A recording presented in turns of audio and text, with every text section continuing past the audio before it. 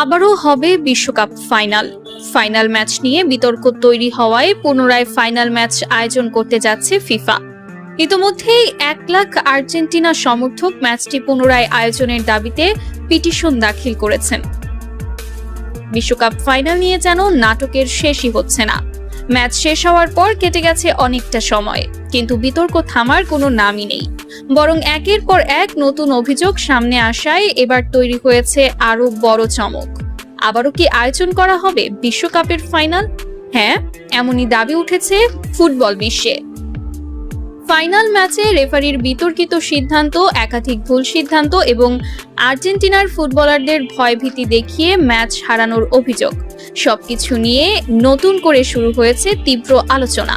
অভিযোগ উঠেছে ম্যাচ চলাকালীন রেফারির বেশ কিছু সিদ্ধান্ত সরাসরি ম্যাচের ফলাফলে প্রভাব ফেলেছে। শুধু তাই নয়, আর্জেন্টিনার খেলোয়াড়দের মানসিকভাবে চাপে রাখারও অভিযোগ উঠেছে।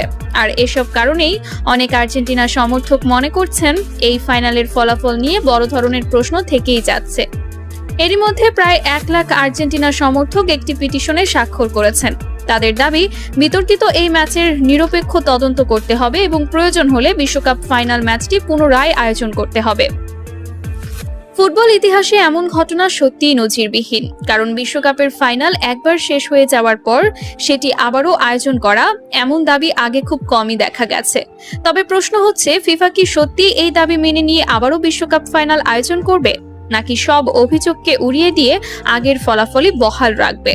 যদি সত্যি ফাইনাল ম্যাচটি পুনরায় আয়োজন করা হয়, তাহলে ফুটবল ইতিহাসে তৈরি হবে এক অবিশ্বাস্য অধ্যায়। আর যদি তা না হয়, তাহলে এই বিতর্ক হয়তো আরো বহু বছর ধরে চলতেই থাকবে।